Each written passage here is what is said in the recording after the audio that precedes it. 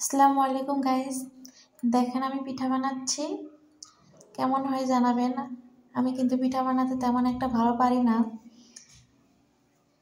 প্রথমে আমি আটাটাকে গুলিয়ে নিয়েছি গরম পানিতে।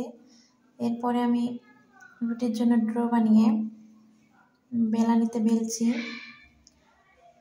দেখেন সেরকম একটু গোল হচ্ছে না, কিন্তু যাই হোক চেষ্টা করছি আর কি।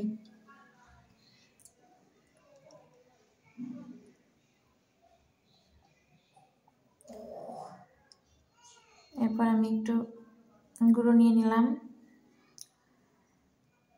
পিঠাটা জানি বেলনের সাথে না লাগে এই জন্য।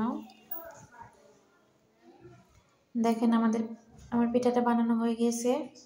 এবার আমি কড়াইতে দিয়ে দিলাম ভাজি করার জন্য। এটাকে আমি এপিট ওপিট করে ভাজি করে নিলাম। কেমন হয়েছে জানাবেন কিন্তু।